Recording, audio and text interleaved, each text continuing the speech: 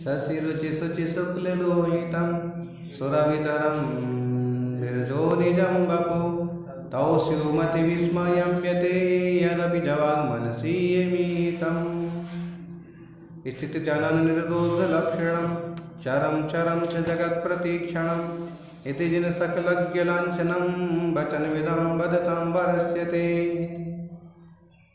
जय बोलिए मुनि सुब्रत भगवान की। आज उनका जन्म कल्याणक दीक्षा कल्याणक है। मुनि सुब्रत भगवान के चरणों में बारंबार वंदन हो।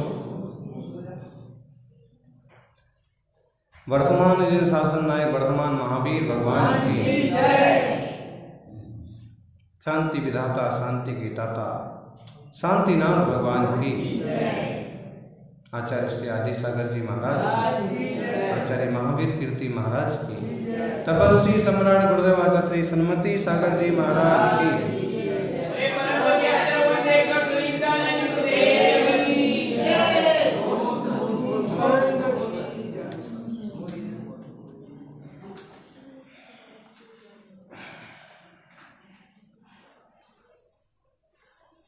शांतिं शांति जिनेन्द्र शांत मनसस् तत्पाद पद्माश्रयात् संप्राप्ता पृथ्वीतले सुबहवा शान्तर्थिनः प्राणिनः कारुण्यं मम भक्तिकस्य च विभो दृष्टिं प्रसन्नां कुरु त्वत्पादद्वयदैवतस्य गदतः शान्त्यस्तिकं भक्तितः।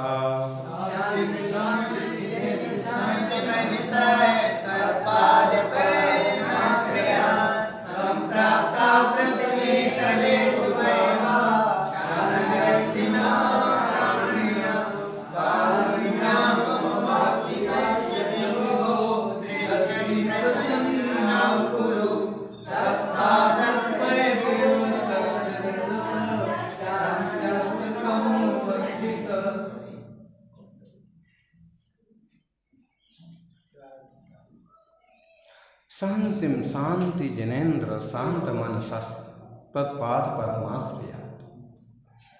शांति जिनेन्द्र 16वें तीर्थंकर हे शांतिनाथ भगवान। पृथ्वी तलेसु इस धरती पर शांत मनसा शांत मन के धारी शांत्यर्थी न और शांति को चाहने वाले बहुवा प्राणिना बहुत सारे प्राणी हैं, बहुत सारे लोग हैं। तत्पाद पद्माश्रयात् और आपके चरण कमलों के आश्रय से उन्हें शांति संप्राप्ता शांति प्राप्त हुई है, होती है। बहुत प्रसिद्ध है कि शांतिनाथ की आराधना से बहुत लोगों को शांति मिली है, मिलती है। फिर विभो हे प्रभु हे भगवान तत्पादत्व दैवतस्य आपके दोनों चरण कमल ही जिसके देवता जिसके लिए आराधनीय है, जिसके आराध्य हैं, ऐसे भक्ति कस्य भक्ति करने वाले आपका भक्त और भक्तिता आपकी भक्ति से जो शांति अष्टक है ना, शांत्यष्टकम भक्तिता शांति अष्टक की भक्ति से शांति अष्टक पढ़ के इसका उच्चारण करके मम मेरी दृष्टिम प्रसन्नाम कुरु दृष्टि को प्रसन्न करो। अब इसके दो अर्थ। मेरी दृष्टि को प्रसन्न करो। हे भगवान संसार में बहुत सारे ऐसे लोग हैं जो शांति के इच्छुक हैं, शांति चाहते हैं, शांति की भावना वाले हैं और आपकी कृपा प्रसाद से आपके सानिध्य से आपकी भक्ति से उन्हें शांति मिली। फिर मैं भी आपका परम भक्त हूँ, आपके चरणों का दास हूँ, आपका पुजारी हूँ। तो आपकी भक्ति से इस शांत्यष्टक से मेरी भी दृष्टि प्रसन्न करो। हैं मेरी दृष्टि प्रसन्न करो मतलब दो अर्थ। पहला तो शास्त्रीय सिद्धांत अर्थ लें अपन कि मेरे सम्यक दर्शन को निर्मल करो। दृष्टि सम्यक दृष्टि, सम्यक दर्शन को निर्मल करो, सम्यक दर्शन को शुद्ध करो, सम्यक दर्शन। पहली बात। दूसरी बात, जो कथा उनके साथ जुड़ी हुई है, पूज्यपाद स्वामी के साथ क्या कथा जुड़ी, जाप किया, पाठ किया और कहते हैं दृष्टिम प्रसन्नाम कुरु। ये पद कहते कहते उनकी दृष्टि वापिस आ गई। दृष्टि, आंखें अच्छी हो जाएं, आंखों से साफ साफ दिखे, आंखों से मैं समिति आदि का पालन कर सकूं, स्वाध्याय आदि ठीक से कर सकूं, इसलिए दृष्टि का ठीक होना भी जरूरी है। देखो, भक्ति से, भगवान की आराधना से क्या कार्य सिद्ध नहीं होता है, लेकिन अवसर का लाभ कितने लोग उठाते हैं, कितने लोग समर्पण होकर के अभी इन दिनों का खूब लाभ ले सकते हैं। आराम से 16 दिन का शांतिनाथ भगवान का विस्तार लो विधान है, जैसे यहाँ चल रहा है रोज, और अभी है 25 दिन का, 21 दिन का विधान हुआ शांतिनाथ का, फिर आदिनाथ भगवान का, फिर पार्श्वनाथ का, कल्याण मंदिर, और उसके बाद अब सिद्ध चक्र चालू हो गया। अवसर है तो धर्मात्मा लोग उसका सदुपयोग कर रहे हैं।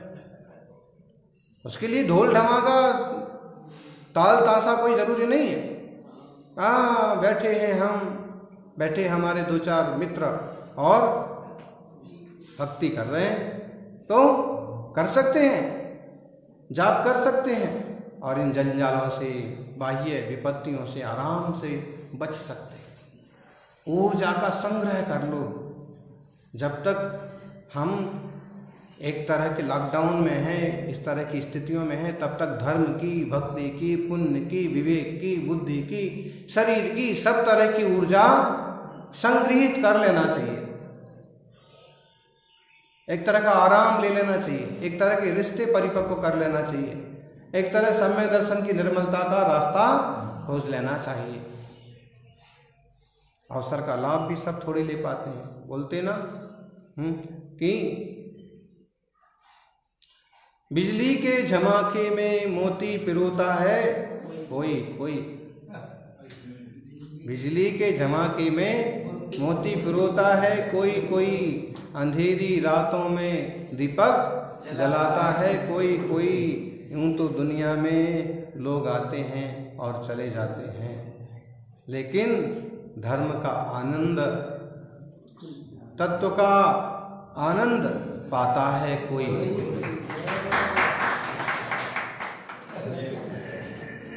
समय वही है। अब लाभ कितने लोग ले पा रहे हैं? कितने लोग सुखमय शांतिमय जीवन जी पा रहे हैं? कुछ लोग इन दिनों में बड़ी सहजता और शांति से समय निकाल रहे हैं बिना आकुलता के, और कुछ लोग बहुत आकुल व्याकुल हो रहे हैं, ये नुकसान हो गया, वो नुकसान हो गया, ऐसा हो गया, वैसा हो गया, ऐसे। अब वो व्यक्ति को ऐसे लग रहा है जैसे उसके चलाने से सारा संसार चल रहा था। लेकिन वही व्यक्ति थोड़ा शांति से विचार करे कि अभी 25 दिन निकलने को आ गए, फिर भी एक तरह से कोई भूख से नहीं मर रहा है, एक तरह से कोई तकलीफ से नहीं मर रहा है। जो स्थितियां सामने हो बात अलग है, वरना दुनिया आज भी ठीक से चल रही है, चली रही है। बल्कि प्रदूषण और साफ हुआ है, नदियां और साफ हुई हैं, वातावरण और बढ़िया हुआ है, चिड़िया घर घर आकर के गाने लगी है। अब किसी तरफ से सोचो तो लेकिन कर्तव्य बुद्धि और धर्म दृष्टि वाले बस इतना नुकसान हो, कोई नुकसान कहीं होता नहीं है। उत्पाद व ध्रुवात्मक सत्ता में सब कुछ चलता रहता है। और ज्ञानी तो कहता है जो जो देखी बीत रहा। ऐसे मौके पर ये सूत्र जरूर सामने रख लेना चाहिए। बाकी दिनों में भले आप कहो कि क्रमबद्ध पर्याय की क्या बात करना और क्या क्रम नियमित पर्याय, तो क्या पर्याय और क्या द्रव्य, भली बात अलग है। लेकिन अभी शांति के लिए इससे बढ़िया रास्ता कोई नहीं है कि जो सर्वज्ञ के ज्ञान में झलका है वही होता है, होना है। इसलिए शांति से बैठो, धर्म ध्यान के काम करो। और सही है, ज्ञान से बाहर तो कुछ है नहीं, ज्ञान करता नहीं है, लेकिन ज्ञान से बाहर भी कुछ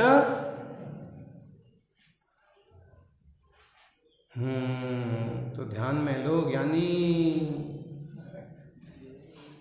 जब अंधेरी रात होती है हैं? तो दीपक जलाता है कोई कोई, अंधेरी रात में दीपक का मिलना, माचिस का मिलना, तीली का मिलना, साधन होना बहुत कठिन है।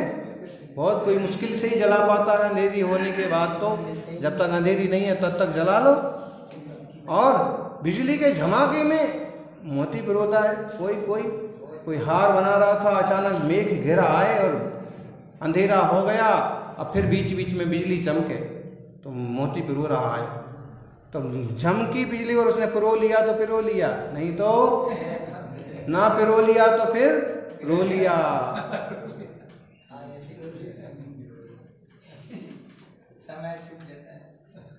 और यूं दुनिया में आते हैं बहुत सारे लोग, लेकिन धर्म को मंगलमय, जीवन को मंगलमय बनाता है कोई दुर्लभ है। ऐसा श्रेष्ठतम साधन नियम सार की कैसी मंगलमय वाचना, चर्चा, ग्रीष्मकालीन वाचना और एक एक तत्व का खुलासा, गुत्थियाँ खुलती जाती हैं। 2-4 धर्मात्मा बैठे, अपन तो सौभाग्यशाली हैं, व्यवस्थित बैठे हुए हैं 50 जने, अपनी मर्यादा से अपने आनंद में।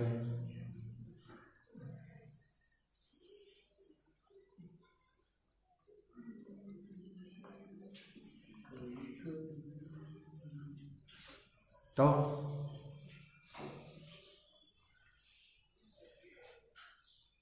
अंतर्दृष्टि और बनाए।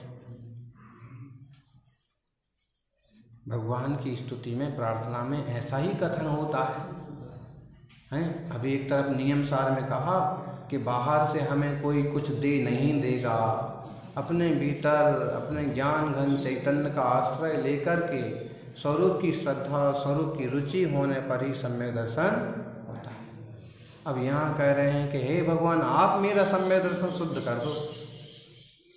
तो सचमुच जिन्हें समस्त गुण प्राप्त हुए हैं, उनकी स्तुति आराधना में वो कोई व्यक्ति वही मांगेगा जो उनके पास है और जो इसके लिए हितकारी है। एक ज्ञानी की पहचान है। भगवान से मांगो तो क्या मांगो, तुझसे क्या मांगू, है ना।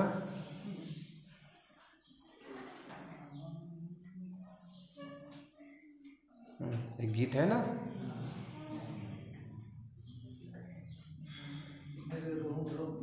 हाँ, मेरे रोम रोम में बसने वाले भी आप, जगत के स्वामी अंतर्यामी, तुमसे क्या मांगू, मैं तुमसे क्या मांगू।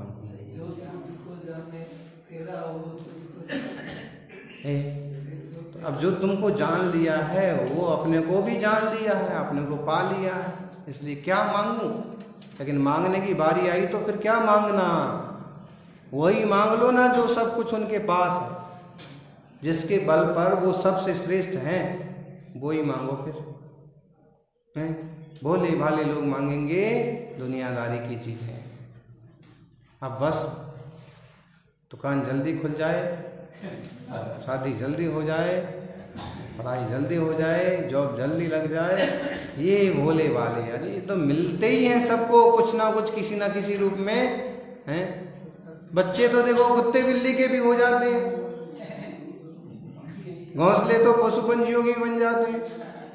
वो इतने बड़े व्यक्ति से इतनी छोटी चीज की मांग करना भी कोई बुद्धिमानी नहीं। व्यवहार में सोचो है कि आपको प्रधानमंत्री के पास जाने का मौका मिल जाए और मांगने की इच्छा हो जाए, और फिर तुम मांगने के लिए कहो सिर्फ हैं कि मेरे को एक प्रधानमंत्री निवास के अंतर्गत मेरे को एक खोली दिला दो, तो ये बेवकूफ़ी होगी ना।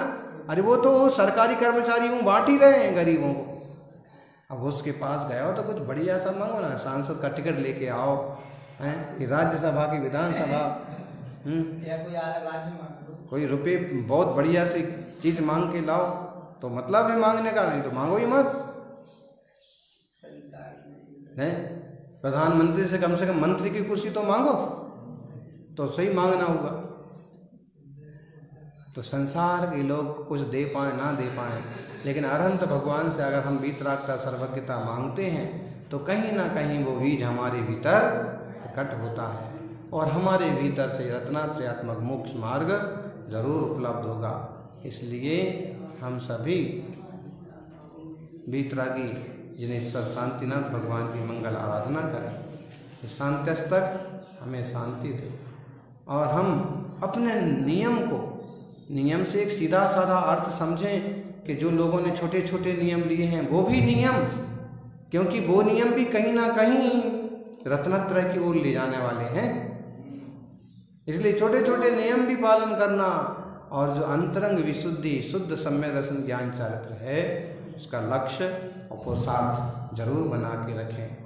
समझना देह आदि कुछ भी अपना नहीं है, जो ध्रुव चेतन ज्ञान घन आत्मा है वही अपना है, वही अपन है। इसलिए बहुत ज़्यादा उलझने पैदा करने से कोई मतलब नहीं है। सहज स्वरूप की दृष्टि करें, सहज स्वरूप को दृष्टिपन्न हो और अपनी दृष्टि प्रसन्न करें, सम्यक दर्शन को निर्मल पवित्र करें। जय बोलिए 24 तीर्थंकर।